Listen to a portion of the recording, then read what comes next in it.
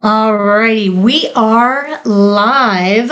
Um, just a few minutes late, but that's okay. This is something quite different that I'm doing today. I don't know whether this is going to be a very popular idea or not.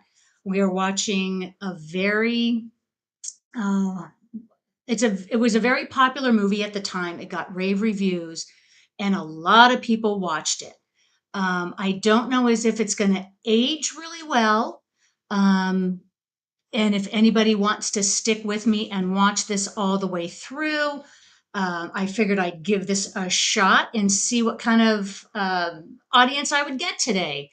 Um, so, anyway, right now, I'm going to be doing this solo for a while. No one has joined me in the chat yet. I'll give it a few minutes to see if we can gather any interest.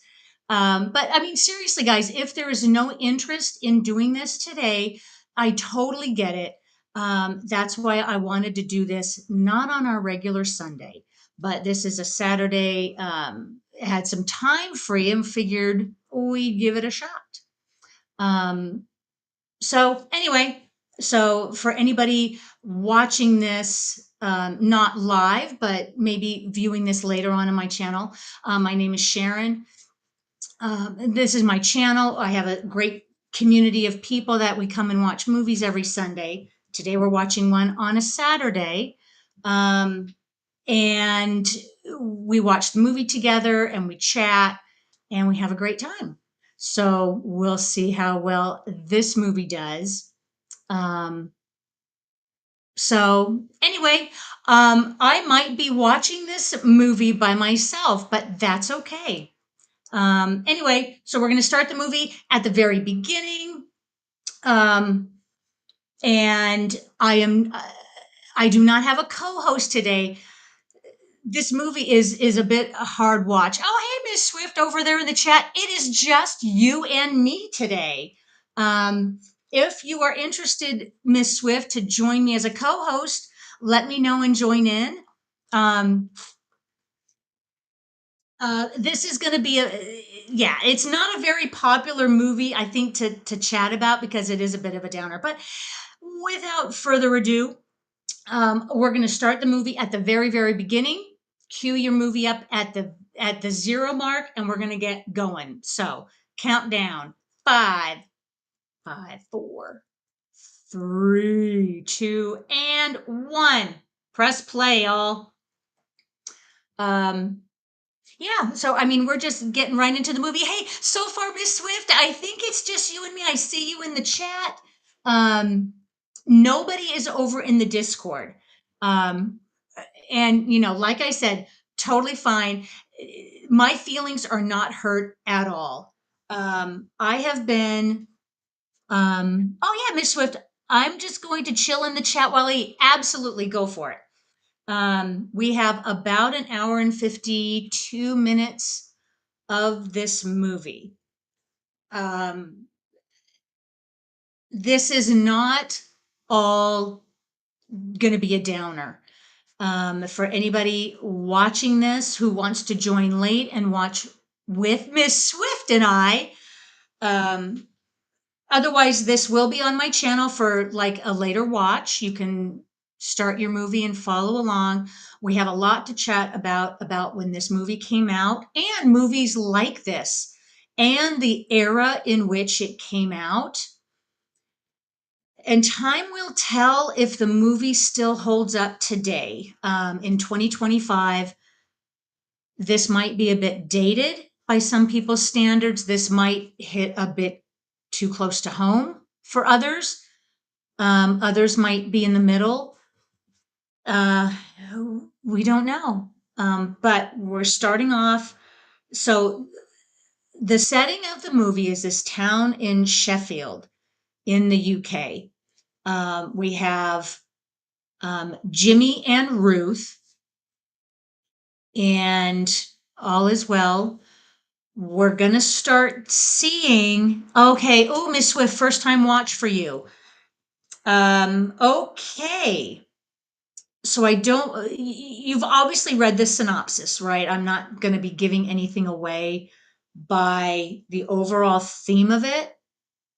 Um, is a nuclear fallout attack centered around this area of Sheffield. But on a much larger scale, the impact that it had in the 80s, not just this movie, but others like it, some that I had never heard of. There was a lot going on. Yeah, so Miss Swift, you know the general beats of what happens. Yeah, I mean, you can't not know, I guess, coming into it. The filming of it, it does look rather dated, of course. This is not a high tech CGI movie. The director was very, very, what? What is the word I'm thinking of? He, on purpose, and thought this out, made it as realistic as possible. In early 84, of course, with the technology they had to make movies, uh, this lacks any CGI, any special effects, anything that would glam it up. There is no glam to this movie. It is, it is what it is. We're getting glimpses now of kind of the backstory of where we got to where they are with the world at odds,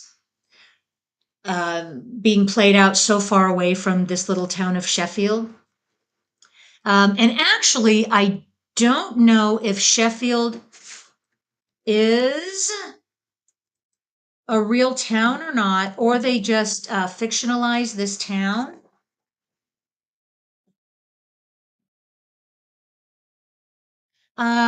Okay, Sheffield is a city in England.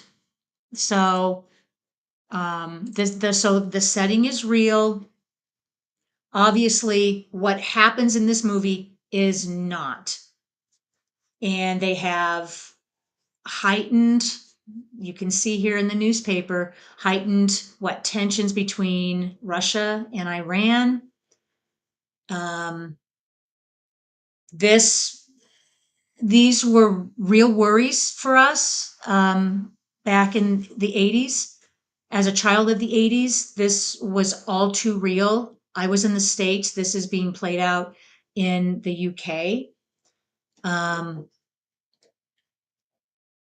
so we're just, this is kind of a slow burning movie at first to get the story of Jimmy and Ruth, who are now faced with an unplanned pregnancy, but they're trying to do what they think is best. And it sounds like they want to move forward, get a place together, live a nice little quiet life. Um,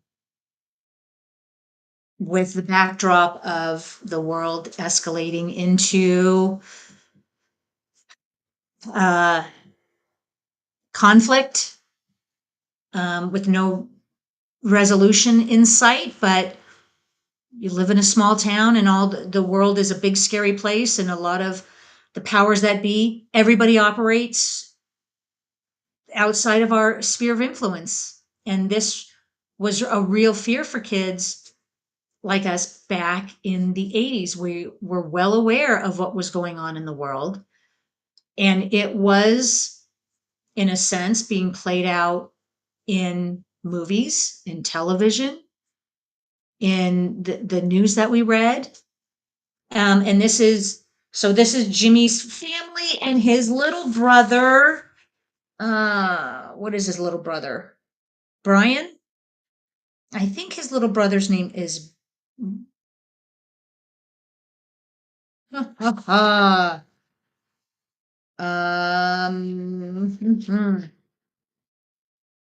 Oh, I know his name, Michael. I think Michael.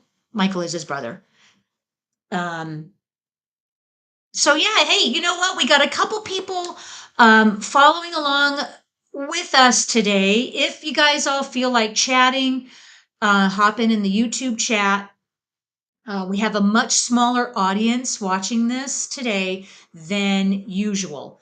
I get it, believe me. But this is a movie that I first heard about a couple years ago when the watch parties were being done by Creator VC, and there was a mere mention of this movie, and I had never heard of it. And I know we had gotten into a conversation about some of these nuclear disaster movies, and then I went and checked this out, and this reminded me so much of when the US, we had a TV movie on a year before this came out, and it was called The Day After. And so one thing led to another, and you start kind of seeing how the threat of nuclear holocaust was played out for us in the movies and TV, and you get to see how it's reflected in some of these um, in some of these movies. Exactly, Miss Swift, state of the '80s art, handheld gaming, right there. So that was state of the art back then. Um, and so yeah, so this is a movie that I have been wanting to do for a while. Um, just just to, to have a conversation about it, to express your impressions about it, and to a larger extent how this type of movie plays to audiences at the time that what our fears are heightened for this kind of disaster, how they kind of get reflected back to us, and then how we as individuals respond back to it. um, it's interesting when movies like this, hold on one second, when movies like this show today, they look very different. These disaster movies look very different. And a lot of them are bogged down by special effects and lack in the story. Um, Whereas this one is very much, as it goes along, it's very much in your face. And this was, and I can't say it enough, this is hard to stomach and hard to watch at times. So I get that a lot of people are turned off by it. Um, I didn't want to shy away from it because it is a difficult topic. And it was back then and it still is today. There is still a lot going on above and beyond our control. The powers that be, the people in charge, are making all kinds of decisions behind the scenes that we will never know. We'll never know motivations. We'll never know the end goal. Um, so, so yeah, there they go. So now Jimmy and Ruth are like any other normal couple, looking for a place, looking for the start of their life. As as you would tend to do in a situation like that.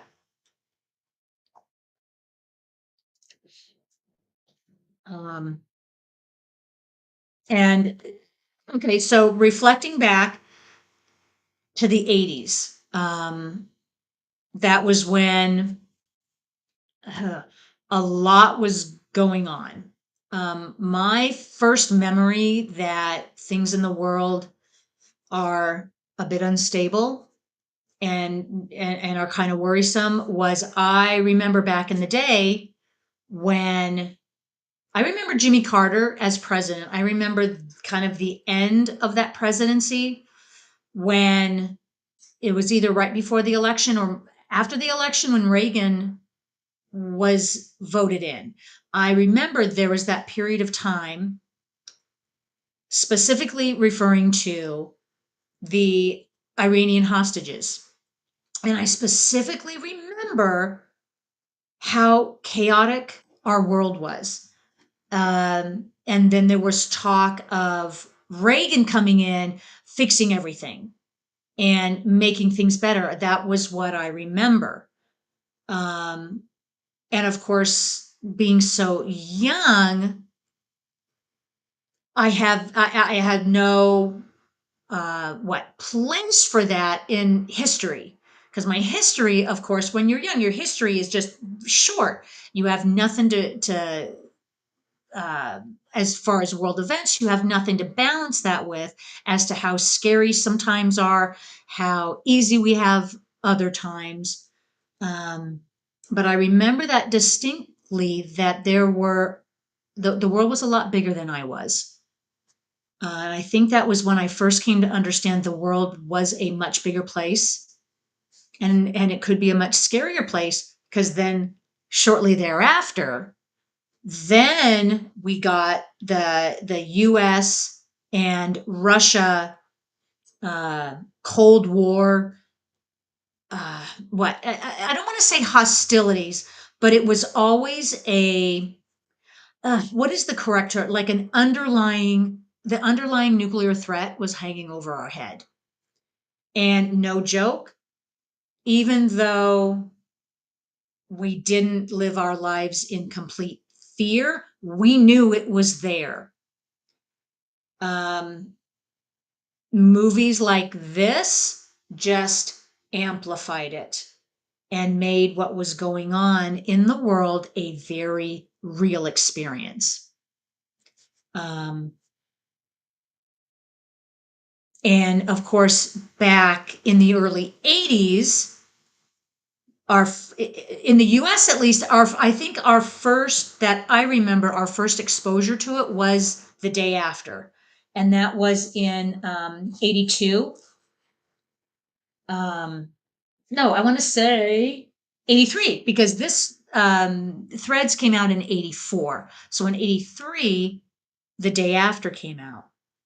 Um, and so what we're seeing in the movie right now is the underlying escalation of things. Things are happening outside of this little family. They're trying to live their life, and we still have these world events going on that they can't control. They know little about, only what they read in the paper, maybe what they watch on TV. Um, but yeah, so going back to what life was like that I remember back in the early 80s. Um, the day after was advertised as a monumental must see TV movie. They specifically put it on uh, Sunday night. I remember it was a Sunday night, prime time hours that the family could get together. They encouraged the family to watch it together, talk to your kids about it, because it was a real threat in our lives back then. And so we're looking at it from the lens of 2025, and really, has the threat gone away? We like to think it did, but did it really? Um, so maybe from my first exposure, I think, was the day after, and of course I watched it. I was riveted to it, and it painted such a bleak picture of a nuclear attack that it was eye-opening. But again, when you're presenting this information to people that have no power, uh, TV viewing audiences, how do we have power? How can we change what's going on? There's still a feeling of powerlessness. Yeah, Miss Swift, the day after, and the threat of acid rain were anxiety making for young Miss Swift. Absolutely. It was kind of that, being a kid, having to worry about this, but yet living your life as a kid, and not letting it consume you. I honestly don't know how we did it, other than just putting it in the far reaches of our brain. You watch a TV movie, then on Monday you're talking about it. Maybe by Tuesday or Wednesday you've forgotten about it, and then you move on. And I think maybe for kids that's the best way of dealing with stuff, to what internalize it, to think about it, obviously have someone to ask questions about. But the bottom line is, this was a situation that us kids, we had no control over, and all we could do was worry about it. Um, oh, okay. So, Miss Swift, I missed most of the airing of The Day After because it was after my bedtime. The kids at school and some adults spoke about it, though. Uh, yeah, so that it would have been my time zone. It would have been from like 8 to 10 on Sunday night. And I'm sure, I mean, I stayed up and watched the whole thing. Um, and so what's interesting is then a year later, this version of that scenario, Threads, shows up in the UK. And I've got a lots of stuff printed up about it that, I can talk about and go into.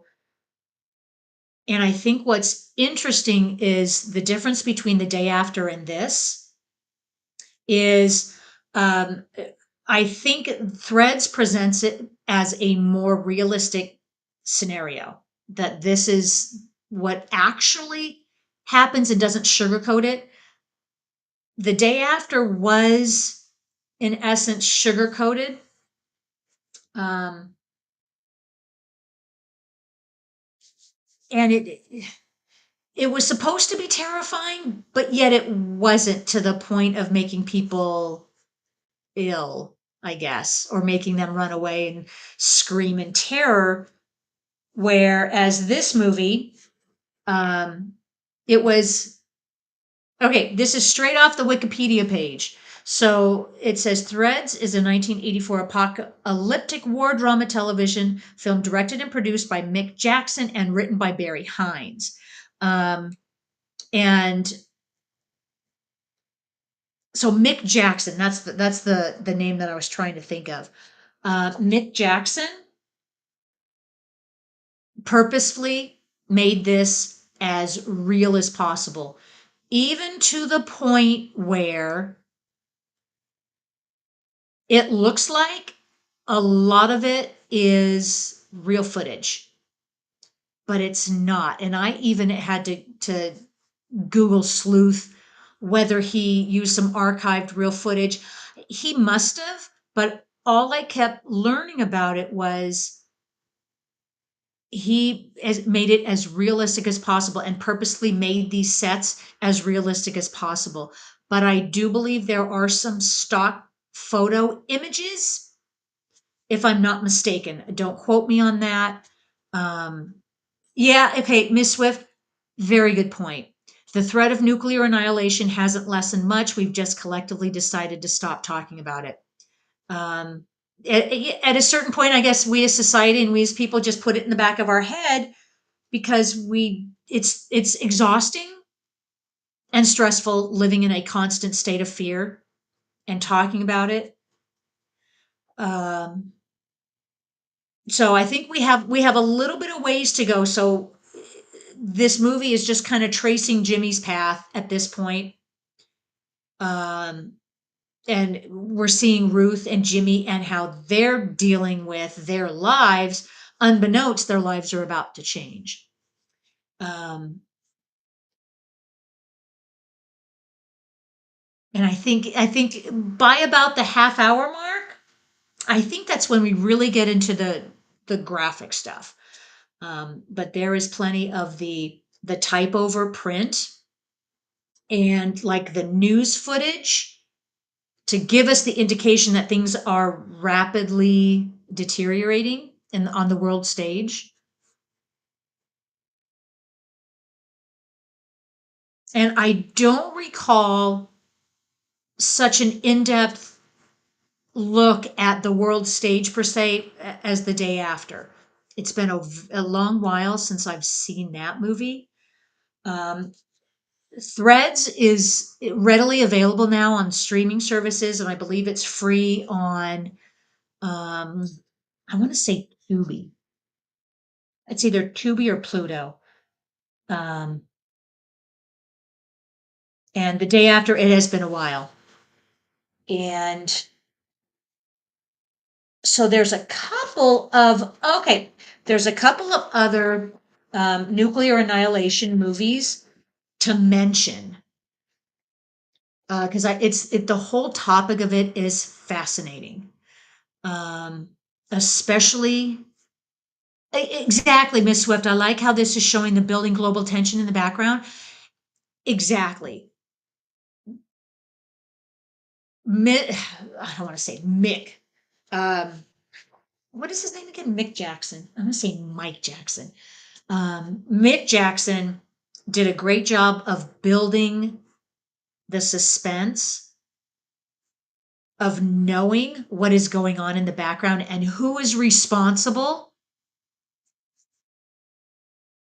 Uh, I remember No Nukes.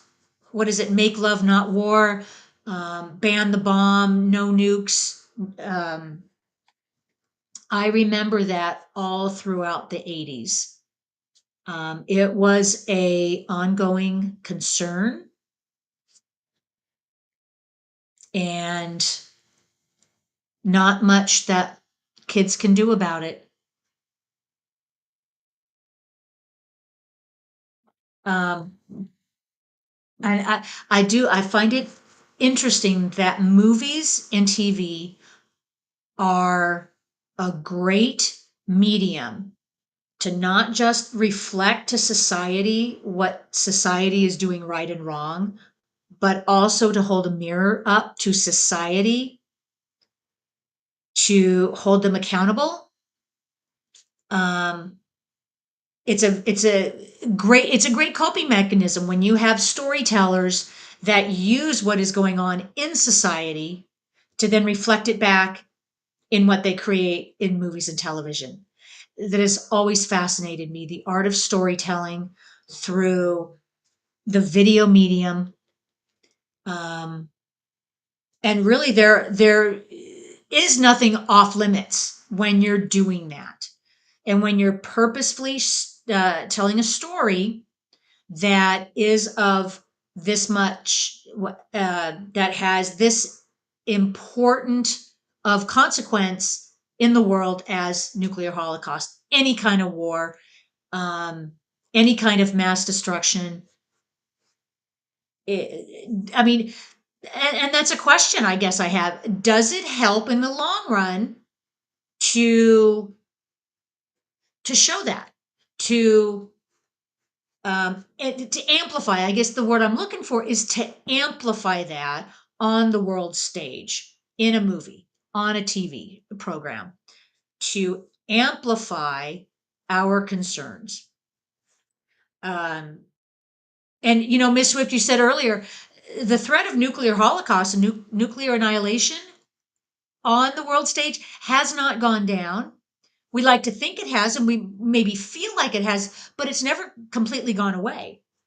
Um, and now we see in the movie this ultimatum, the U.S. ultimatum to get to what is it, to get Russia to stop with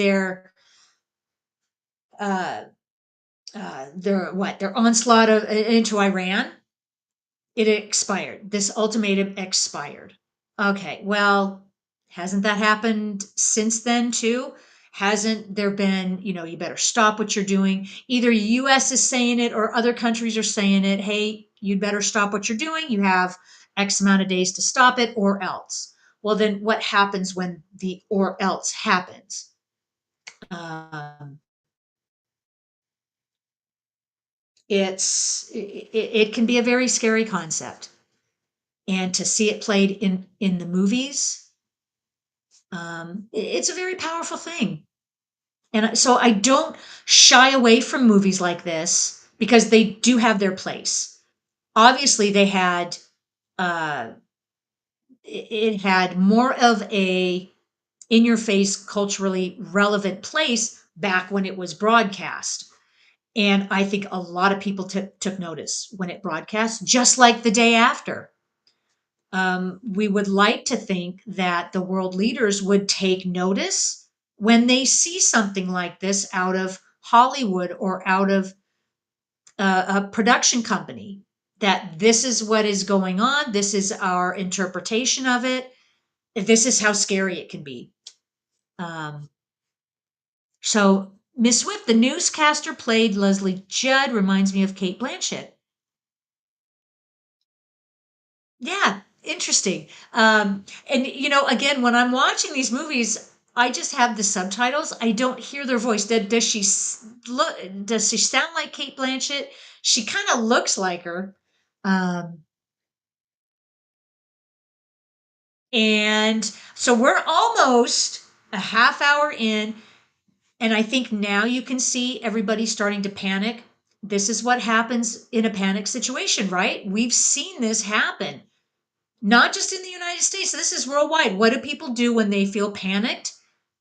They try to control their environment the best way they can. And the best way they can is to prepare for an emergency, which means you go to the grocery store and you stock up. Um, and you're basically acting in a panic. And then you have a mass panic, and everybody starts panicking because you see one group of people panicking, and it just leads to mass panic.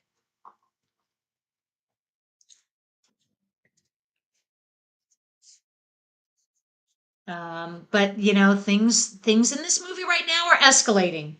Um,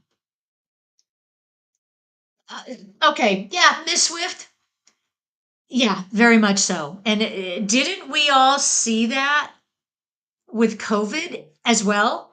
I thought it was the most bizarre thing that all of a sudden someone buys up toilet paper and cleans off a shelf, and then the whole world starts buying toilet paper.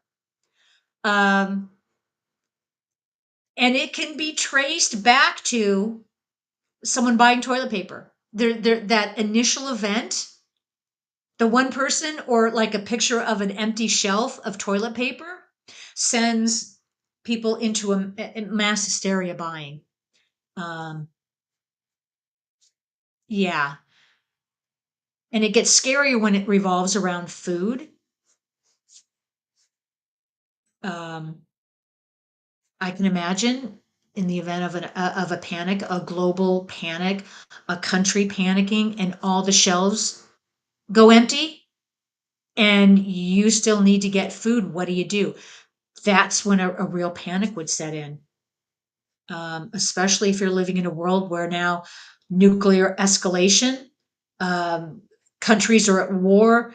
One country, threatened, you know, that if you don't stop something by X amount of time, then what? And then what happens? So anyway, um, don't mind me.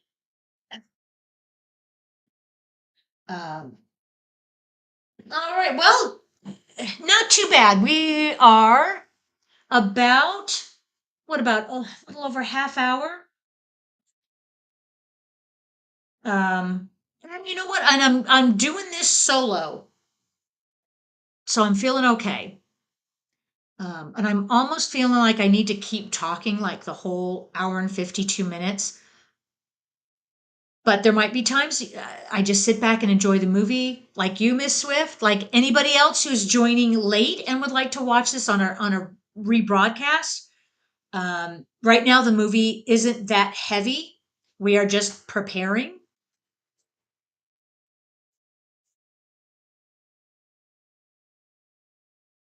Um, and I can't remember.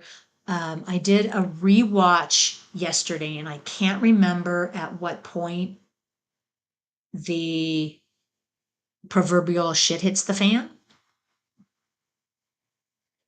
Um, So yeah, so Miss Swift and anyone else who's watching this, I would be very interested to know that any of the video clips or images coming up, that if someone can find like the actual event that they came from, like an actual, we've had lots of atomic explosions, we've had bombs go off, so we've had footage of that. What are they using from those events in this movie? Um, because I can just go by what the director was saying, that he created an authentic world. So like what you're seeing here, the ambulances, um, that's all made for this movie, and none of that is stock. I don't think anything that we've seen so far is stock, but it's so real. This just feels realer than it's comfortable at times, I think. Let me just say that.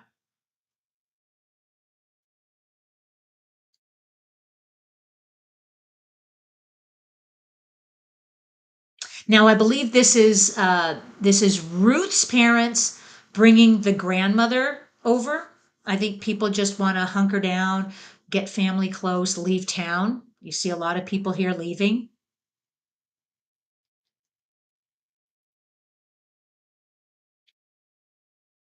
Although, if this was a real world scenario, where would you go? Where would anybody of us go? Where are they going? Um, and does anybody in the movie know exactly where the targets are that are going to be hit?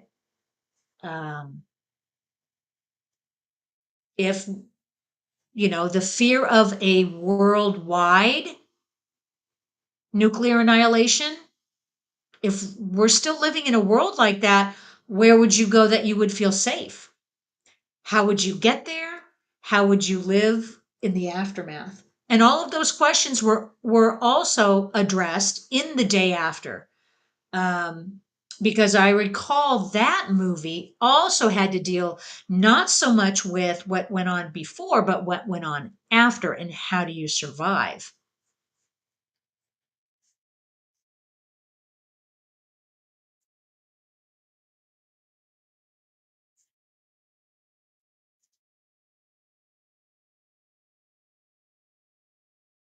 Oh, okay, that's the gal, Miss Swift, that you think looks like Kate Blanchett. She does. She looks like her.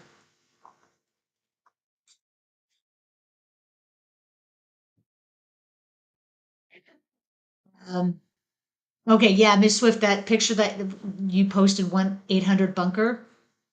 Yeah, back in the 50s, there was that what, the craze of everybody getting an underground bunker in the backyard. Not so much I recall in the 80s. I don't think that was even a thing I recall anybody talking about.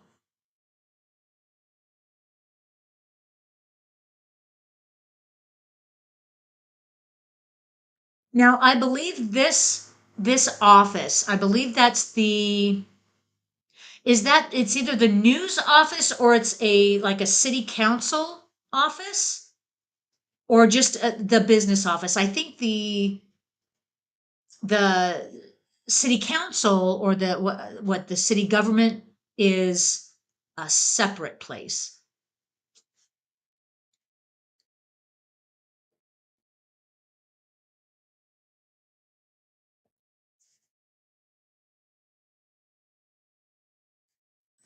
Well, Miss Swift. Okay, there was another movie called from 1983 called Testament that tackles the immediate aftermath of nuclear war.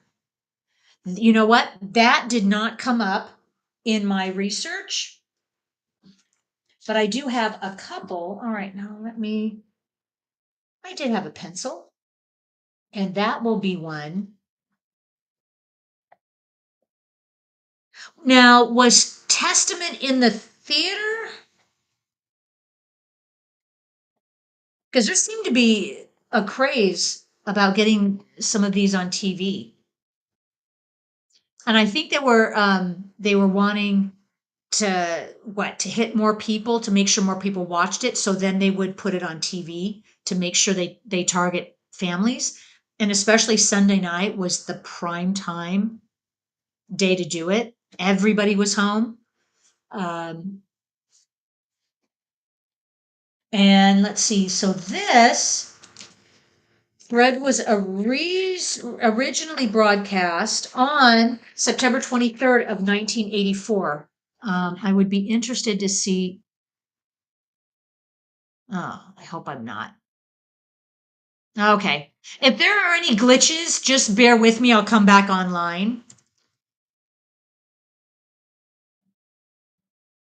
I would not be surprised if that date was a Sunday night. September 23rd, 1984 was a Sunday. Yep.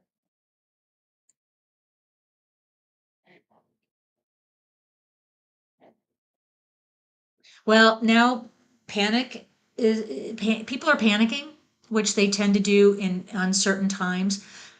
And they already showed a couple minutes prior in the movie that two nuclear blasts in the Middle East were reported. So that would be enough to get the whole dang world panicking. Um, so yeah, the ones that I was thinking of, and I wrote that one down, Testament, because I had not heard of that. Oh, Testament was theatrical. I remember watching parts of it on TV cable though. Thanks, Miss Swift.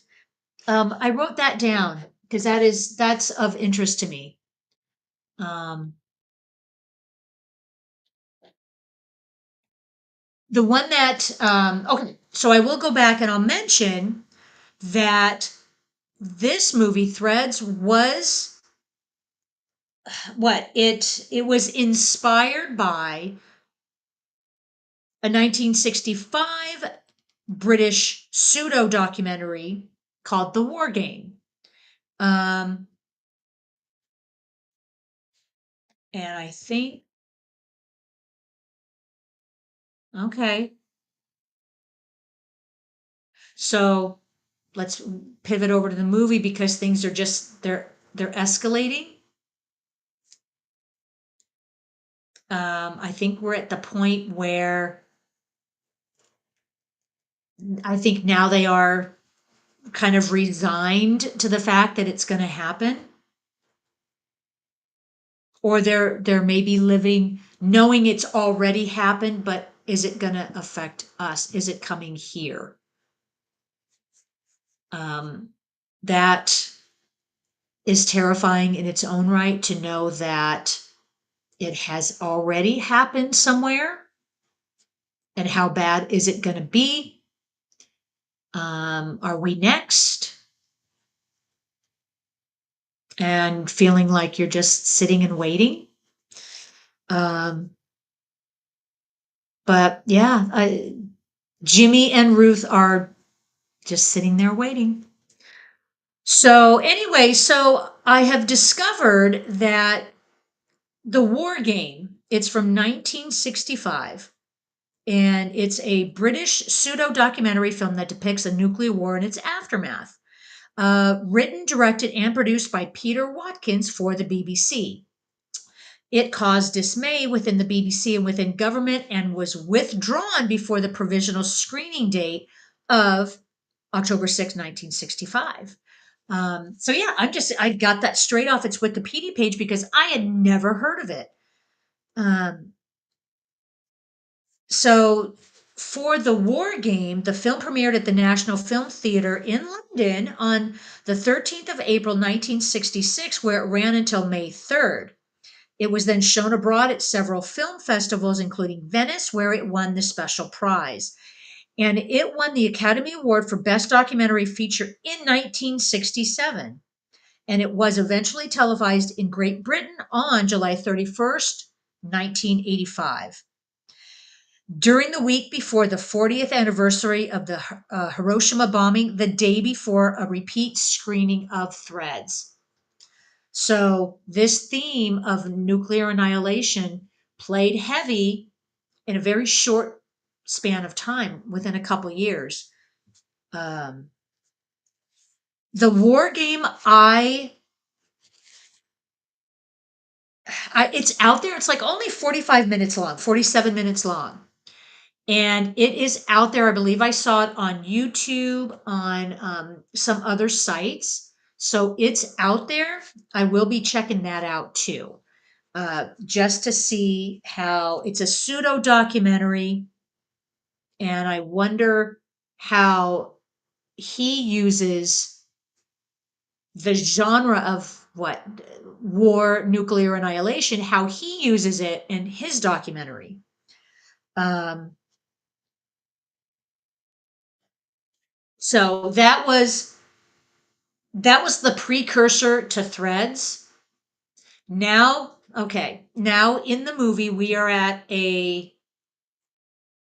I think things are getting ramped up.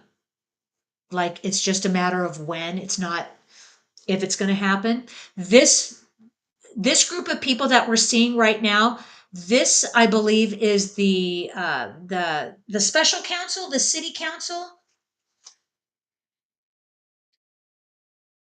of Sheffield, the Sheffield Council, and I guess it would be like the city managers, the local government trying to deal with everything. Um, yeah, so check that out, the war game.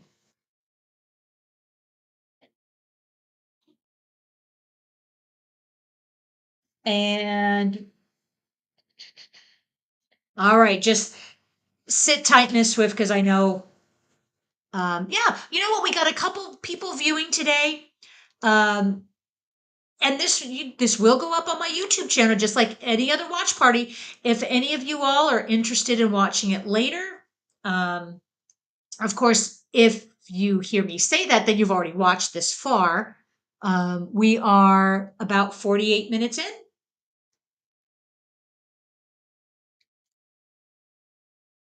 Uh, some difficult movies, I do the same thing with a movie that I might not be interested in watching. There are plenty of YouTubers that review the movie, they analyze it, they give their insight.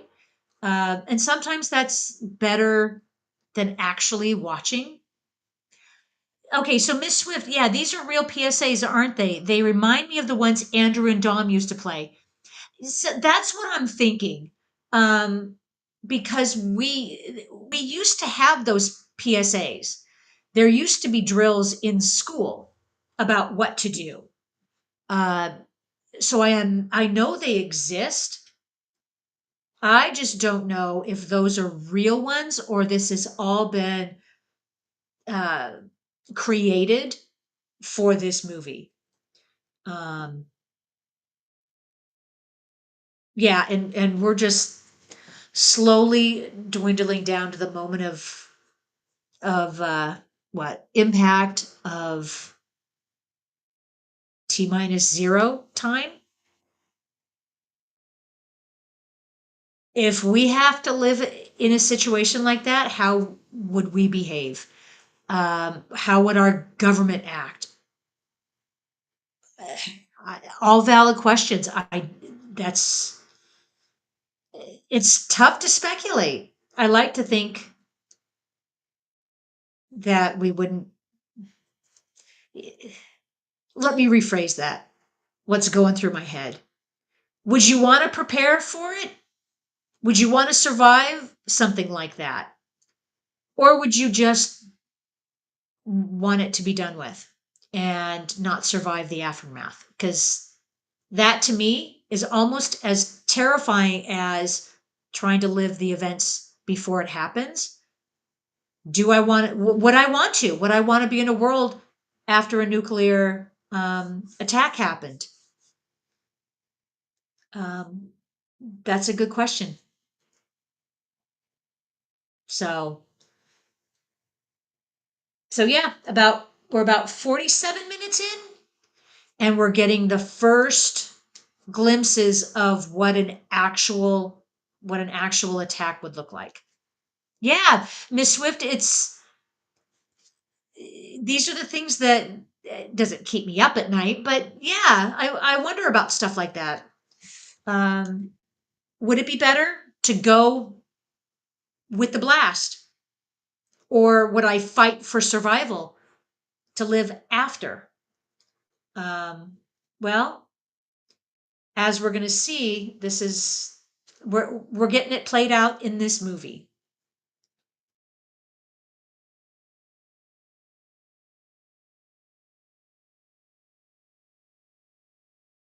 And there is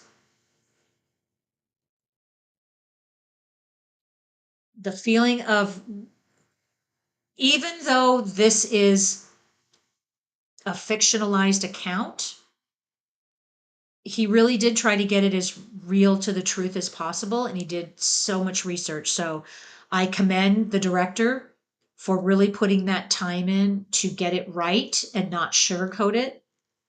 I can imagine the terror and panic going on in these people as they not only see it, but they're about to feel it. Um,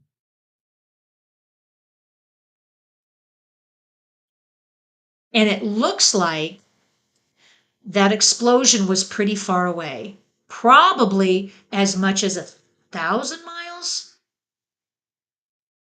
So it gives me the feeling that this little town obviously was not the epicenter.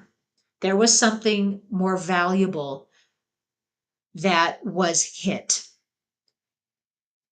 But unbeknownst to everybody, just because you're not in the vicinity doesn't mean you're not going to feel it.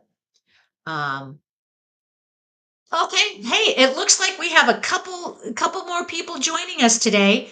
Um, I can see I can see up in the corner the amount of people that are watching at any given time. So if you feel like jumping in the chat, jump in the YouTube chat.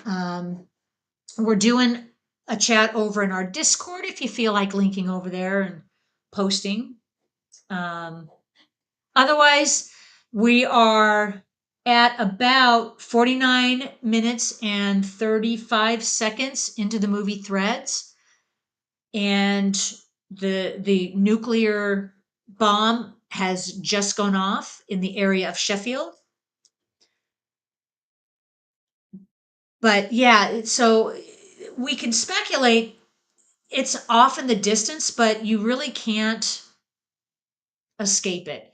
We've got the words that are coming up on the screen. So the targets, the nuclear attacks are being traded, which means now more than one has gone off, which would indicate this is not just a one-time thing. This is a massive global uh, event. These images are sad and disturbing. And a lot of them, I believe, are stock photos of, yeah, actual bomb blast. And this is not something any of us would ever want to encounter in our life, ever. Let's see, it says East-West exchange 3,000 megatons. 210 megatons have just hit the UK. Um, that is tremendous. And that is life ending on a massive scale. Um, say what you will about a country's right to defend themselves. We don't need to get into any big political debate. Um, but this is really what's going to happen if countries start letting loose on their weapons. Nobody wins. Um, so it's a matter of where's the balance. Countries should have the right to defend themselves. right? It it is a controversial stance. So not everybody agrees the same way. Not everybody has the same beliefs. Unfortunately, countries should be able to defend themselves, right? But there is a balance um, where it shouldn't. We shouldn't have to live in fear. But the reason why we live in fear is because there's always a bigger, badder enemy out there that would want to destroy us. So, is the only way to show our force and our might to be greater than our biggest enemy? Is that the answer? Um, if we can, we're going to continue to watch this movie. Is it the answer? Sharing nukes, is that the answer? Because it sure doesn't look like these people are winning in any sense of the word.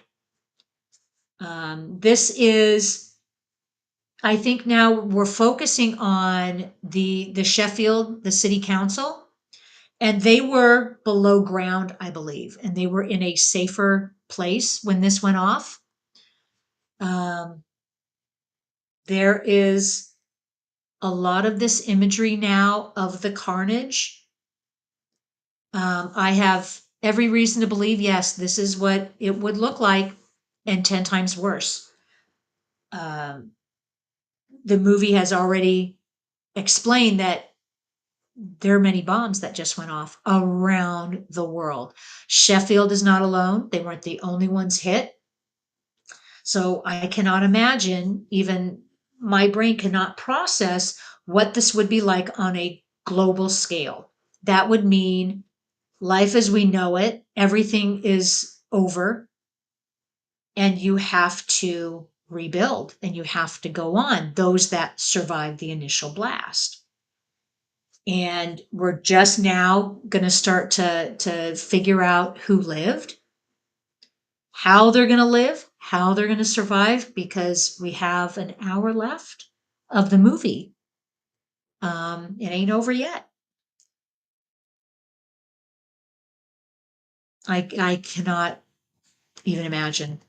Um, so yeah, there were a lot of horrific images and little video clips that we saw. Very uncomfortable to watch that, and yeah, it kind of made me want to look away a little bit, but that's okay. Um, I'm not going to make you watch anything you guys aren't comfortable watching. You don't even have to watch the movie. You can just follow along in the chat. You can put your 2 cents in. We can just have a nice chat about something else. So that's what these movies are about, you know, and these watch parties, we exchange different ideas. Um, we share our impressions. We share what we like, what we don't like. And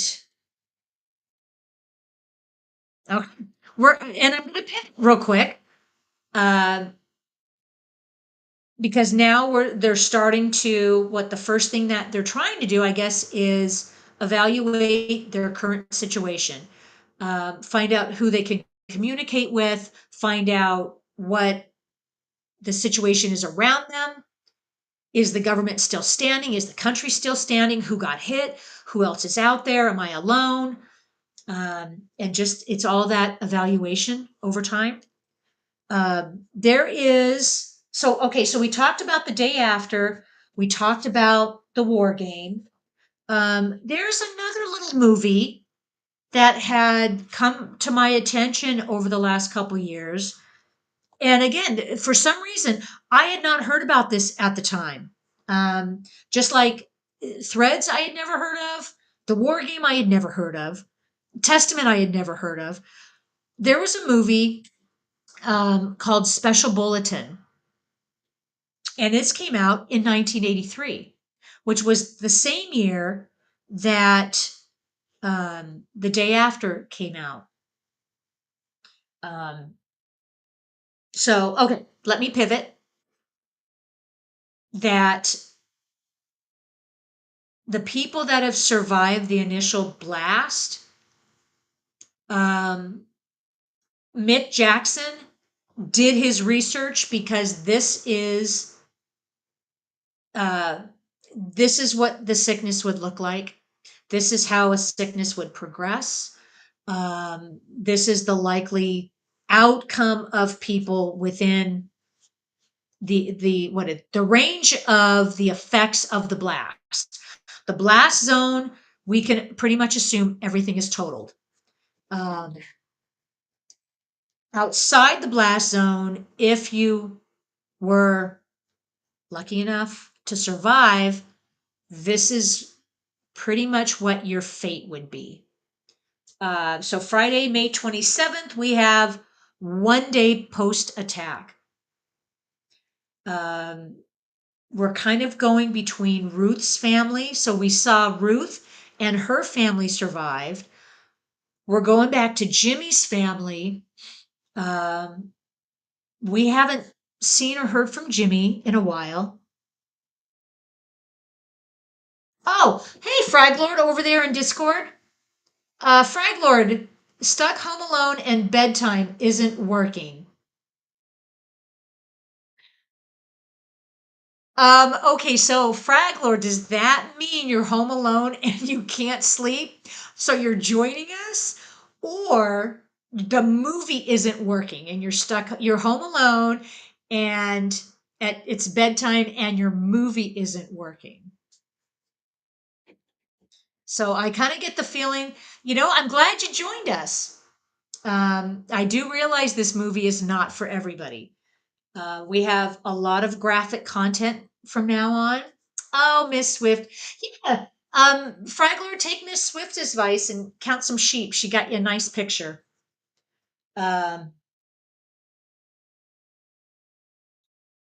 so we have this. Okay, so now in the movie, the city council is now trying to evaluate? I mean, how do you evaluate a situation like that? If all communications are down and you have no idea who got hit and who's alive, it's just every man for himself.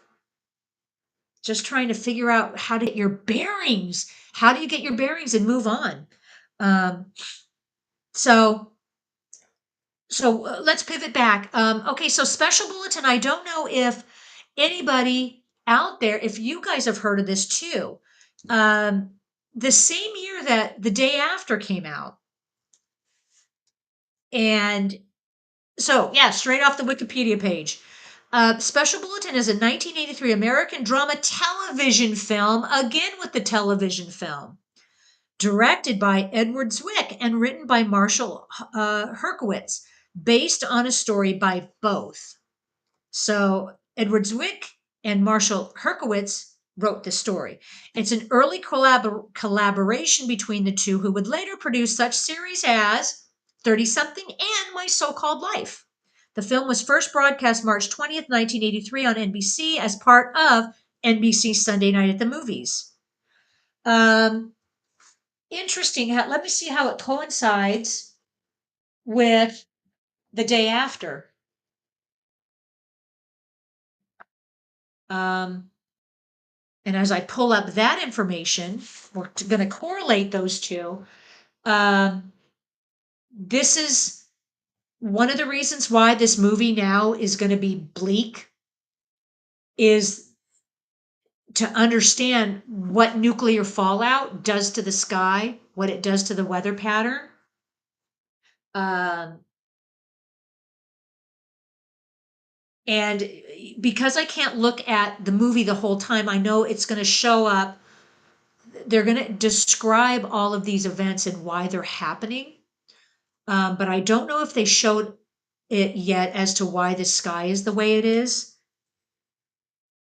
So yeah, again, kudos Mick Jackson for putting the narration and the type on the screen to help us understand why things are happening the way they are. I am surprised, actually, at this point that Ruth, she's still pregnant. And as far as we know, the baby has survived. And Ruth and her family they're all just trying to survive. But what we'll see is that people are starting to get sick, um, from what from what Mick Jackson has described, uh, the initial sickness that people will experience after nuclear fallout is the same as to what the flu. The symptoms are the same as what a flu looks like. Um, it's surprising that it's not worse. I guess growing up, I was always under the impression that nuclear radiation, it would just kill you instantaneous. But over time, I've learned that it's like a slow killer. It affects things like your thyroid, and it affects cells in different ways where it's not an initial killer. It's not going to kill you right away. Um, and speaking of which, a couple years ago, the TV series on HBO, Chernobyl, fascinating. Um, they also described the fallout from the nuclear radiation, how it affects not just animals, but people, and the slow decline. If you were lucky enough to survive the blast, how it would make you sick over time. Um, and you could actually counteract a lot of those by taking, I think it's iodine or some kind of pill that would kind of protect your thyroid from the radiation.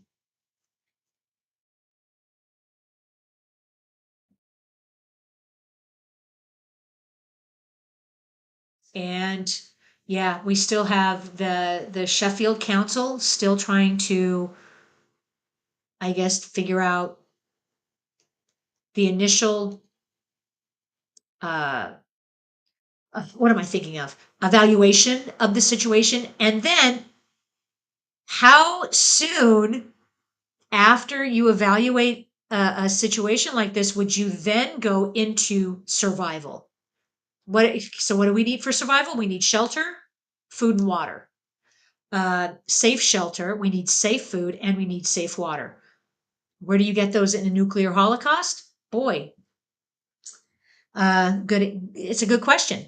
Um, all right, so I'm pivoting around a lot, as you know, as things show up in the movie that I wanted to comment on, um, and then I have things aside to talk about too.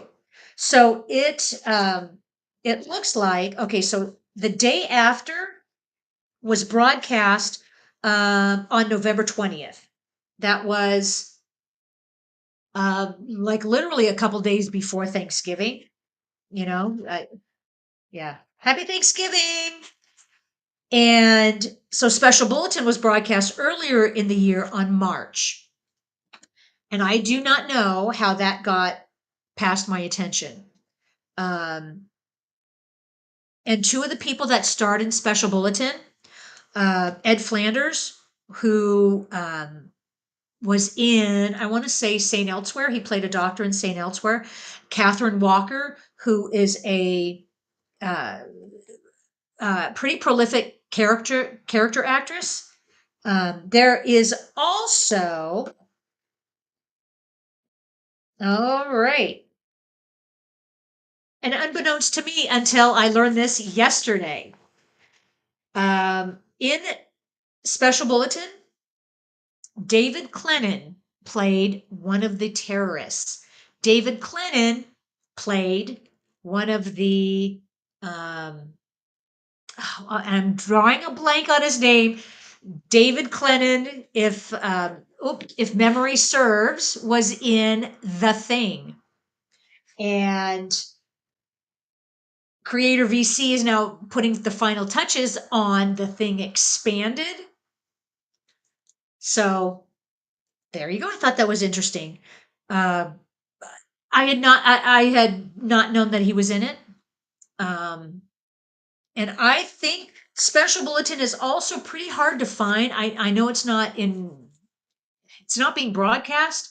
I don't even know if it had its day on a DVD, but I believe someone has posted it on YouTube. And that's a very different kind of nuclear holocaust movie. It's taken place off the coast of North Carolina. Um, some terrorists have taken some hostages, but it's set in like a real setting. And I might have seen that years ago. Um, and then it just kind of goes by the wayside. But there was a lot to watch back in the day concerning this. It was on everybody's mind. Um, okay, so let's pivot to the movie. Almost an hour and 8 minutes in. That image right there of the destruction was either like a matte painting that they created, or that's a stock photo from, I don't know, like from World War II or anywhere where a bomb was dropped. It's just too real. And these scenes now of the survivors, um, it's it's hard, um, and all done without special effects. I don't believe there are any special effects. Correct me if I'm wrong. Yeah. So Miss Swift. Oh yes, we've got the son, Michael, and Ruth's grandmother confirmed deceased. Yes, they were asking about Jimmy. We don't know where Jimmy is, but I think we can. At this point, the assumption would be he did not make it. Um, all of these effects that we're seeing are done practically, and the makeup and the effects to create this doom and gloom scenario adds to the realism, the real feel of this. Um, um, yeah, Frank Lord, how's it going? Are you counting some sheep? Um, yeah, join us in the chat. Join us. Just sit back, watch the movie, enjoy our discussion of it. Um, we've got a pretty tight community now. We've got me, Miss Swift, and it looks like Frag Lord are watching along for the ride. But you know what? The beauty of YouTube is this will go on my channel and this will stay forever to revisit for anybody that wants to go back and watch it. I make a habit of not going back and watching my old work. I know some of what I've done is pretty cringe. I've learned a whole lot. We've been doing it almost a year, guys, and we have come a long way. I've come a long way in how to be a YouTuber. I don't ever want to consider myself an influencer. We just talk about movies, we talk about entertainment, we talk about the content that affects us, whether in a good way or a bad way, whether it's done good, whether it's done bad. Um, I do like that our Sundays together are kept more lighthearted. Here we go, guys. 3,000 megaton exchange. Dust lifted into the atmosphere 500 million tons. That's a lot. That will, here we go. And we're starting to explain why the sky is so dark, and it's going to be dark for a very long time. Very long time. Um, and there's still a lot of the the radiation is still out there, and it will be out there in the atmosphere for a very long time. But the effects do taper off year after year after year. Um, yeah, so Miss Swift, that's the grandma right there. Uh, her parents, Miss Swift, 4 more years, 4 more years. Do you want me to do it for 4 more years? Is that it? Um, yeah, we can do this as long as you guys want. Andrew at Creator VC / Andrew and Dom, they kept it going for 5 years. And I think, and they pulled the plug. I think they, as a creative unit, went into different directions, and I think need to put their time and attention somewhere else.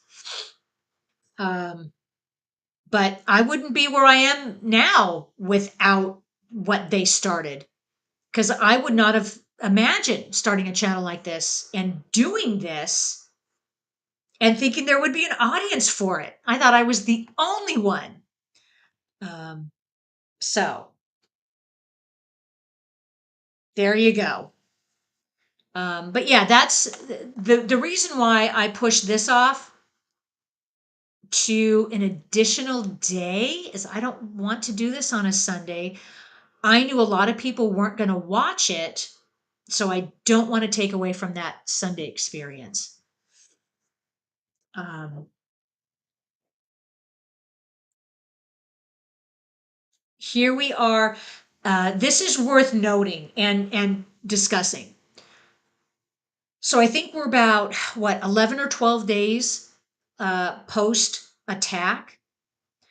And it seems to be, okay, here we go. Saturday, June 11th, which is attack plus 16 days. So we're just over 2 weeks. And it would be a reasonable assumption on my part to think that people would start to venture out, would start to want to see who else was out there, to see what state the country was in. They're probably running out of food at home, food and water. But there's also not even knowing if the food you have is safe, the water that you have is safe.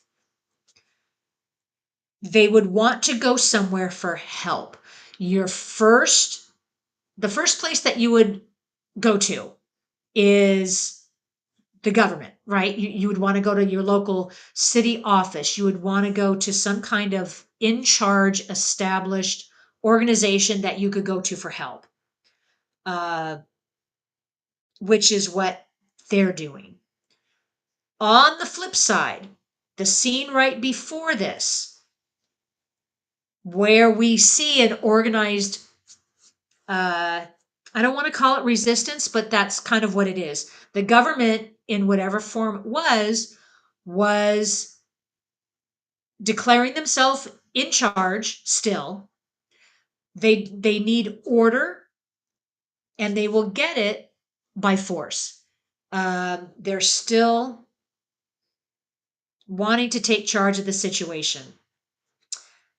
And in thinking about in times like this, whether that would be necessary. And I think it's a very interesting topic. In the event of an emergency like this, and catastrophic failure of governmental systems, catastrophic, to the point where they're no longer standing. Would human beings want the established government to then take charge again to try to get us through this? Or would people just generally group together in small groups to take care of each other? And then from that, start over from a small group system that would grow and grow into a more established governmental system. It's an interesting topic. And I just got done with the audiobook for Stephen King's The Stand, which also addressed it in that way, not nuclear. It was a medical germ like COVID that wiped out 99% of the human population. But in much the same way as these movies that address nuclear annihilation, The Stand addressed it from the perspective of if everybody in the world except 99%, 99% of the population got wiped out, how would those remaining individuals then start to take care of themselves, start to help each other, and start to grow the world again? Uh, yeah, Miss Swift, a lot of regrouping would have to happen locally by necessity. And you would think that it would grow organically and naturally as people start grouping together. Um, there, a society trying to survive after a nuclear annihilation is much different than what it would look like in The Stand, which was by a superflu uh, that was left unchecked and it killed, 99.9% of the population.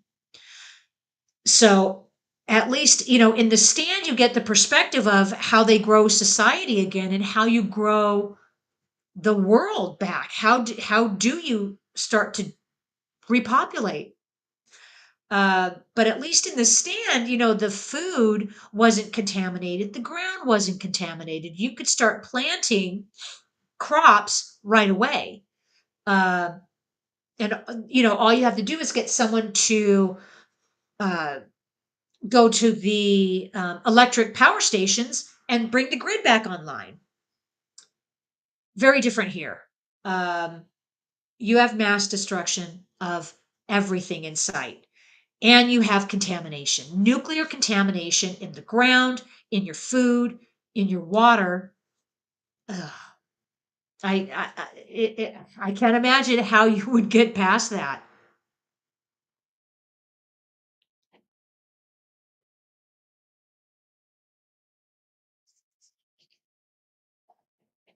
And so are we about a month?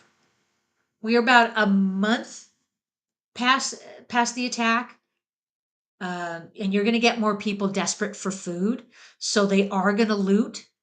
Uh, and you're also going to have to move out from your center sphere. You're going to have to move further and further out for resources. Uh, but I have a feeling because you'll see these soldiers. So the government is still trying to take control. Um, and maybe it is out of their need for to control the looting, to control the crime, to control all of that. But I don't know as if in a situation like this, 22 days post, that, I don't know. Would you need that? I mean, people are just trying to fight to survive. So of course they're going to take what food's available. Yeah. Miss Swift, yeah, I see the rats are ratting. Yes, thank you, Miss Swift. Attack plus 22 days. Um, and you're going to have a lot of desperate people looking for resources, and they should be able to move further and further out and move away from the destruction.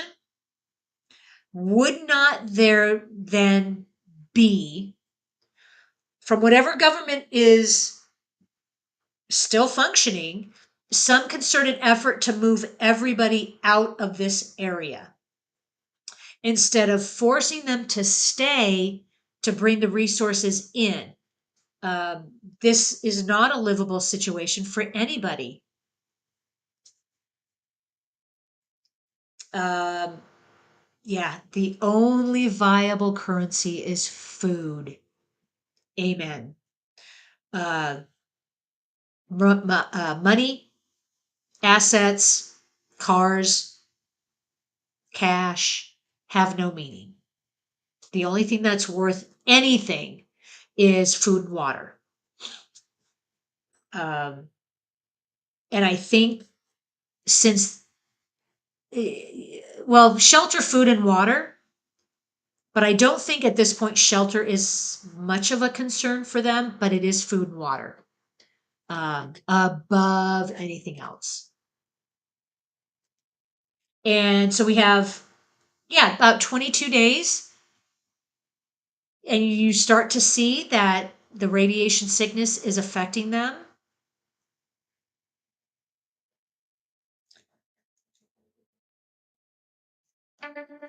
And we saw Ruth a little bit ago, and why she hasn't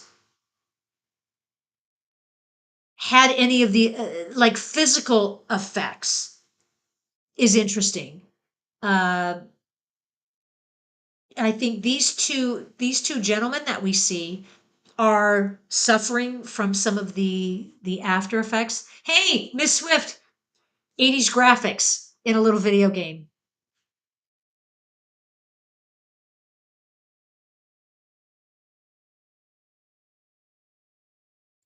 One of the things I can see in this movie is there is hope. There's always hope. These people fighting for survival, uh, the best they can. Life will find a way. That was a quote from Jurassic Park. I want to say Jurassic Park. Life will find a way, and life has a fighting chance. If life has a fighting chance, it will fight for that chance, and it will fight to continue. Um, okay, we're starting to see the numbers 10 to 20 million unburied bodies. Um, that's a lot. That is a lot. And the people that are left, I notice some of them in this crowd here do not have any of the physical ailments you would expect from the radiation sickness. But it does taper off over time. I believe so. Swift, was the looting segment confirmation that Ruth's parents are dead too? I think so too, because in a couple previous scenes we saw them sick, and I think it just kind of took its toll. Um, but I don't recall actually seeing their bodies, and I think Ruth has moved on, and I think maybe she moved on after her parents died. And so this scene is the underground offices of the government, the special, what was I calling it? The city council, the Sheffield Council. Yeah. Oh, I guess she hadn't moved on yet. I think she was hiding from those looters. Maybe is that a maybe the shape of her mom or dad on the floor? I don't know. Would that was that Jimmy's father who just passed? Did we see Jimmy's parents? Yeah, we did see. We saw Jimmy's mom and dad after the blast. They were looking for Michael and Jimmy. Um, yeah. I don't I don't recall seeing the parents after that or Jimmy. So there is that assumption that he just didn't make the blast. All right, 5 weeks after the attack, of course, there's no electricity, no main water, no sanitation. There's nothing.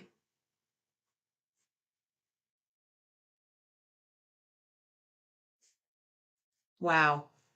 I would probably have tried to exit sooner, but would the government have roadblocks off to keep you from leaving? Uh, I think I think the government would, to a certain extent, have roadblocks to keep the looters out and to keep. It just makes sense to me. There would have to be some kind of way of keeping track of who's coming and going. In a chaotic situation, wouldn't you want to just try to lessen the chaos? Um, I don't know, but they would certainly have declared some kind of martial law, and it was described as what the courts are given supreme power. It was just, yeah, or the law enforcement there was given special rights and privileges. No law and order. Um, what would exist? But there's hope. It's not all doom and gloom. Um, Life would find a way to move forward, and that's where I focus on movies like this: is how do you move forward? Um, because life has gone on for however millions of years, or whatever your belief is about the time frame of human existence, of life has gone on since the beginning of time. It will keep going on. Life will keep going on, uh, unless human beings do such a complete job of destroying everything on the planet. um,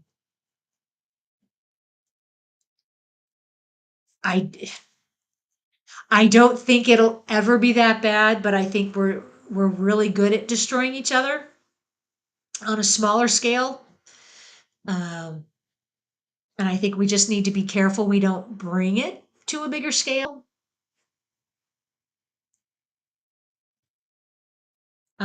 All right, Miss Swift, what do we got? We got less than a half hour to go. Woohoo! This is heavy. That doesn't mean our conversation has to be heavy and depressing. Um, there is a lot to learn and a lot to enjoy about movies like this. Um, when these movies, this is an interesting thought. When these movies came out, they were an obvious desire by the makers to tell this story. Because of what was going on at the time, they wanted to show the world this is what's going to happen if we continue down this road. If the powers that be have such a lackadaisical, not caring attitude, this is what's going to happen. And it, even in a small way, is it because of these movies and TV shows? Had they changed the course of human events in a small way? Uh, maybe, maybe not. Will we ever know? I don't know. Um, I would like to think when it gets reflected back on the world leaders, maybe we can internalize this and change direction because there had this real world impact. And it's not just in theory, it's this is what's going to happen if you drop that bomb. And if you drop one, then they'll drop one and they'll drop one. Everyone's going to drop theirs. And this is what's going to happen. No one makes it out.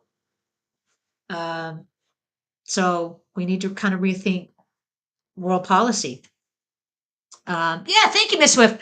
I heard this in the day after had real world effect. The public reaction led to pressure on public officials to turn down the temperature. Not sure how true that is. I would like to think that at least it had to have some effect, right? TVs and movies have real world effect in some small way. Um, some of them more than others. Um, but yeah, there are some powerful movies out there. You can't help but take notice. I would like to think that the world leaders are human and have some human decency. You know, you you, you got to figure.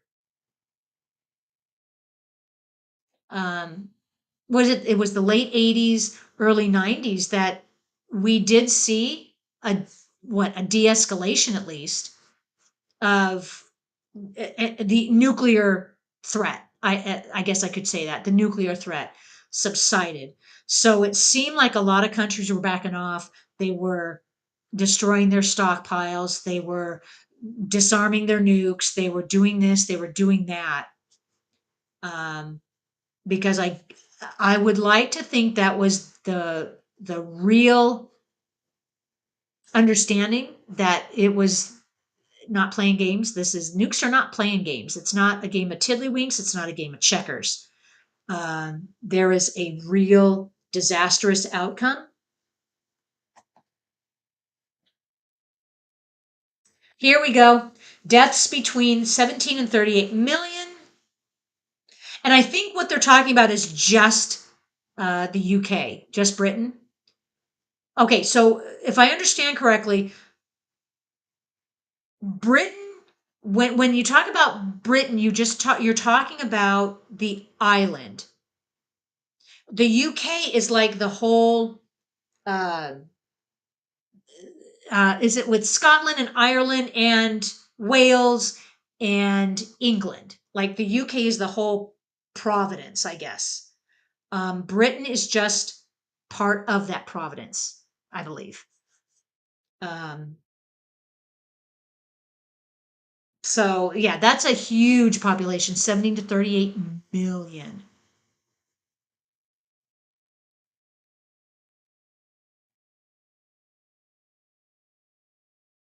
And it will be years before the ground is fertile enough to grow anything. I can't imagine that there is any hope for that ground. It's absorbed so much radiation, and it just stays in the dirt for year after year. Um, Let me do a quick check. Um, let's see, how long is ground, I guess, infertile after nuclear radiation? Yeah, so if you can't grow anything, people wouldn't want to live there, and it would just be a wasteland. Um, let's see. Ground infertility. Thank you, AI. Ground infertility from nuclear radiation is temporary and lasts for weeks to months due to short lived isotopes, while the presence of long lived isotopes can make the ground hazardous for years to decades. So I guess it depends on the isotope.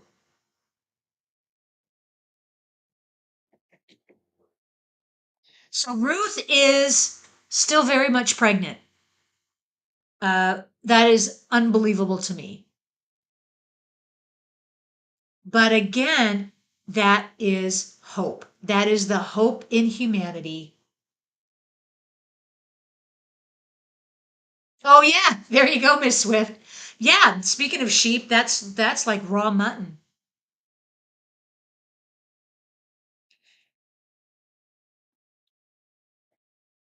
It's just unbelievable. But yeah, this is what gives humanity hope to carry on. We must carry on. Um, the alternative is to what, bury yourself in a corner, bury your head in the sand, give up, um, which a lot of people do. It's too overwhelming and you just give up.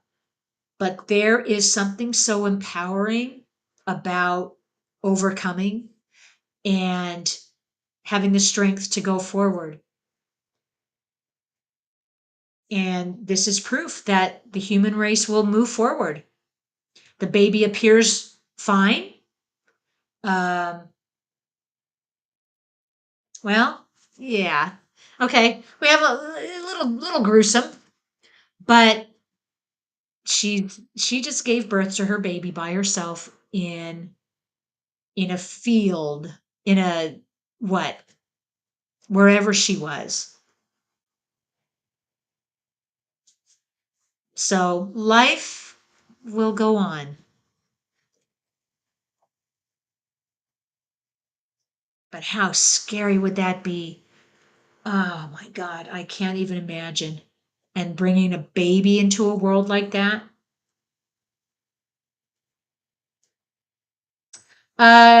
So Sunday the 25th, that would be, I know it's Christmas. Um, that would, that was about 8 months. She was what, about a month pregnant? And the attack happened in March, May, no, May, June, July, August, September, December. 7 or 8 months post attack.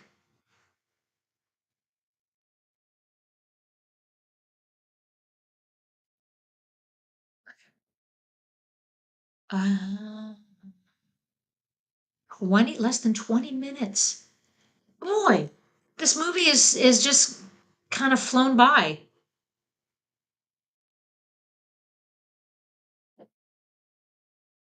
Oh, that's got to be tough. The first winter. But it looks like the skies have cleared.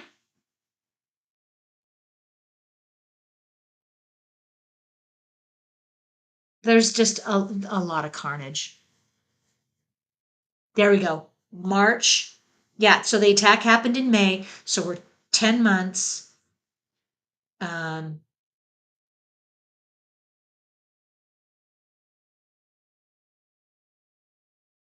Life has not gotten easier. Yeah, Miss Swift, that was, yeah, cutting the umbilical cord with her teeth. I can't imagine. And it would be a struggle for food. If you are still living in the area and fighting for resources, fighting with everybody else, at some point that would be um, just survival of the fittest. And eventually people would go back to their, what are the lowest common denominator, our lowest survival instinct would be to kill each other for the resources.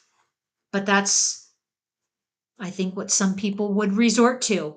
And there would be a lack of caring about your fellow human.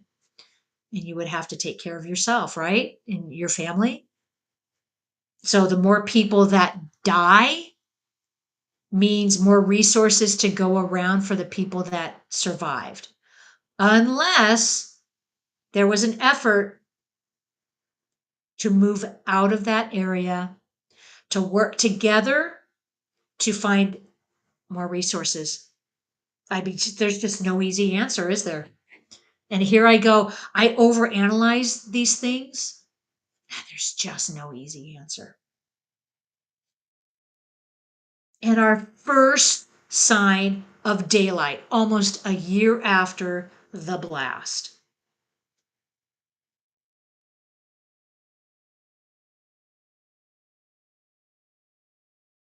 Oh no, is this, hold on. Are we, okay, I know there's a scene coming up if we cut too far ahead and I missed it. Oh, we're still within the first year. And so, yeah, no fertilizers, no chemicals. Um, there's no way to get things growing in the ground yet, but they're trying. Here we go. 3 to 8 years. Um, the radiation and all those other diseases, starvation, um, all of the after effects would take effect and start killing people, not just the radiation. So here we go. I mean, that was a quick fast forward 10 years, but we have Ruth and her daughter, and it looks like they're still trying to cultivate the land.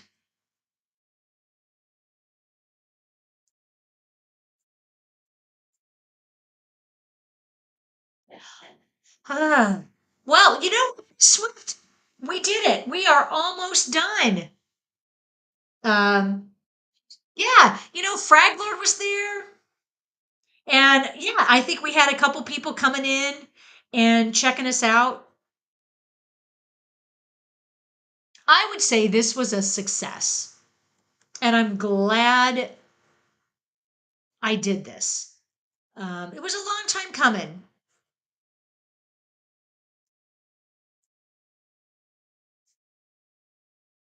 And we have Ruth on her deathbed, but she looks like she has aged decades.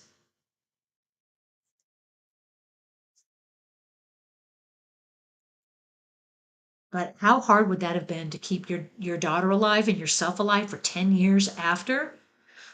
Obviously, what they did was they had that small community and everybody was working together.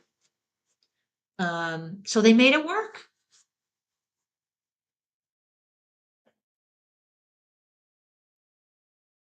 And still no Jimmy. So Jimmy's long gone. Oh, am I a few minutes ahead of you? I am at 140, almost at 143. So I won't give away any spoilers.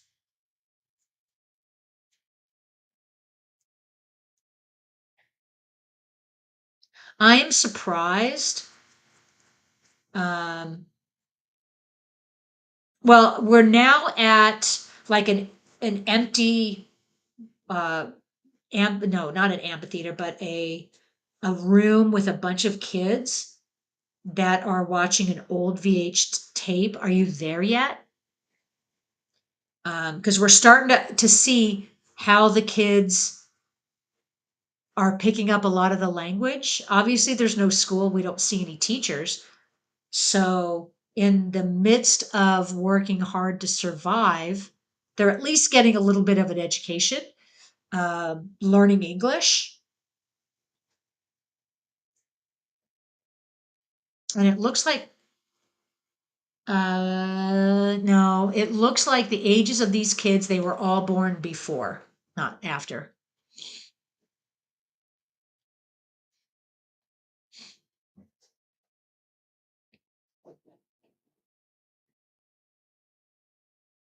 But they're all I mean, 147 minutes. And the deathbed scene. Yeah, I think I'm a few minutes ahead of you.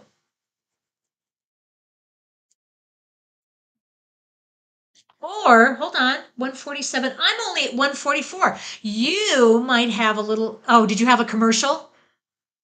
Um, that would probably. Okay, so I'm just like a scene ahead of you.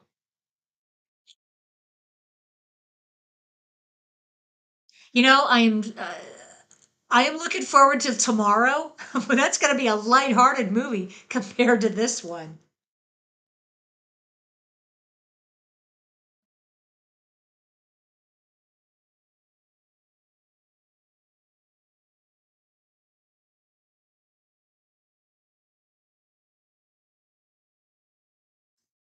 And we did another time jump. So I think I am. Huh, that's interesting. I didn't know about an extended edition. I thought they were all the same. No commercials. I wonder if you had well, you would have had, if you're at 147, yeah, you might have had an extra scene or two. That is interesting. I might have to look into that. So we just got into another time jump, few more years.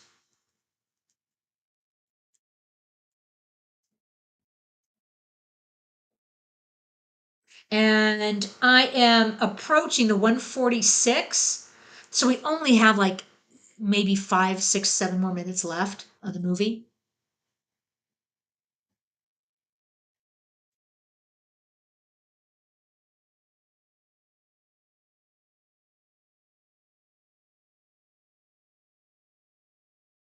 One 157 total. Yeah, so you have a couple extra minutes. Mine is 152:29.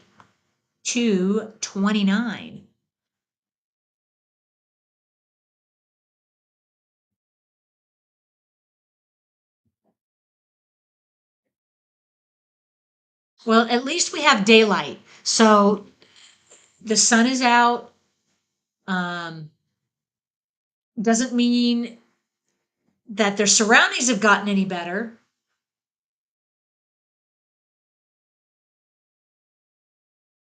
And we still haven't had the global scale of how many countries were affected, what life is like in the other countries.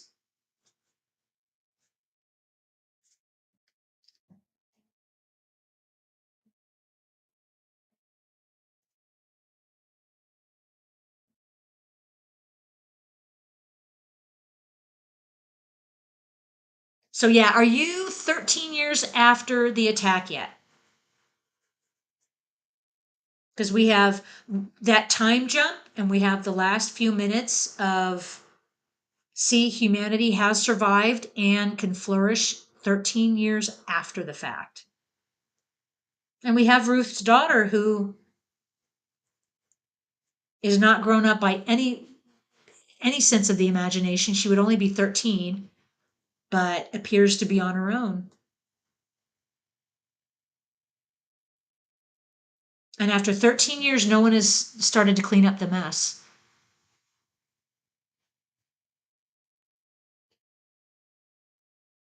Yeah, so the community hasn't even been attempted to be rebuilt or cleaned up, um, or, the survivors aren't moving out.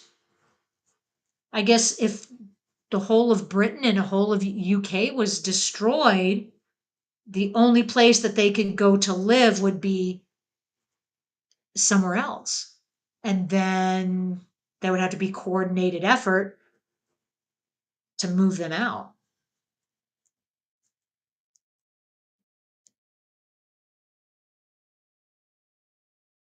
Yeah. So, sense of law and order, I'm not getting a sense of that. Small town justice, perhaps. They would have to. You'd have to maintain the order, the law and order in your little neck of the woods.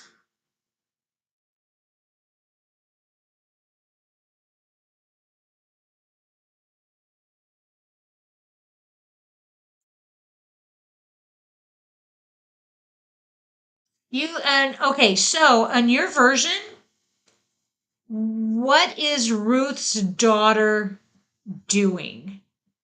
Because I don't want to give away. We're in the last couple scenes in my version, and I wonder if you have anything different.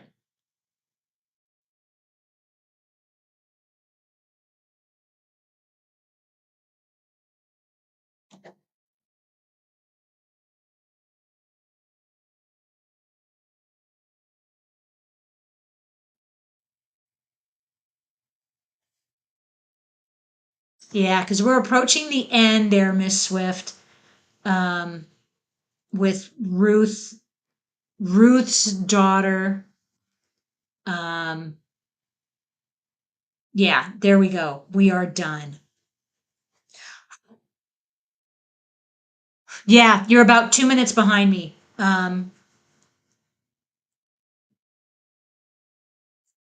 Or maybe not, because you're at 157. I just ended at 152 because now we have credits. Yeah, I'm not going to give away the ending scene, but it just was very heavy, and I am feeling like, wow, ugh. It's not a movie I would go back and rewatch. Um, like emotionally, it just takes a lot out, especially doing a deep dive into it. Um, and it's a lot of imagery and it's a lot of heavy messaging. Um, but yeah, but as a larger topic, this was a fascinating deep dive into how it's shaped up in movies and television and culture, and its effect. And I would assume it had a real effect, like you said, Miss Swift. It would have had to have a real effect in how countries deal with their um, arsenals and how they deal with their weapons. Yeah, okay. So you're at the credit scene. So, um, so we did see her baby did not survive, but that didn't stop everybody else from continuing on. So there is still hope after that. After the world has been wiped out, there is still hope. Um, how do you feel, Miss Swift? Man, that was like a marathon. I feel like I just ran a marathon, and my brain is tired. Um, and and I don't blame anybody else for not joining because this is mentally exhausting. Uh, we're not going to be coming back and watching that anytime soon. Um, yeah, I need a nap. Oh, Miss Swift, what an uplifting film. Well, you know what? Thank you so much for joining me, Miss Swift. And Frag Lord was there for a little bit. And for anybody else that has joined the chat, um, yeah, I appreciate being here and doing this. Movies are such a passion of mine, all kinds of movies, and what the director and what everybody puts into it to send out into the world. It's so powerful. Um, and everybody involved in it, whether it be a movie like this or a comedy or dramas or horror movies, there is such a love, and I just appreciate that as an art form. Not all movies, thankfully, not all movies are like this one. I mean, I don't think I could do this. So yeah, I mean, now I can say I've seen it again, and Miss Swift, you can say that you've seen it. I agree. Um, yeah, me too. I don't know as if this is something I'd watch ever by myself. I would want to watch it with someone else or watch someone else's commentary on it. Um, yeah. So anyway, we can just wrap this up real quick. Um, I am I am ready to move on to tomorrow's watch party. We got Sleepy Hollow. Should be a fun time for all. And I hope you all can join me tomorrow and we'll do it all again. And you know what? Sundays is a good time to do this. A different movie, perhaps. Whenever I have time, we'll bring in a classic. And the more company, the better, I think. So there you go. Thank you, Miss Swift, for joining me on this journey, and for everybody else in the chat. Thank you so much. It has been my pleasure. We're going to do it again tomorrow, and we'll be here every Sunday, watching movies and enjoying each other's company and chat. Yes, nice palate cleanser. Thank you, Miss Swift. Alrighty, we'll see you all later. Bye.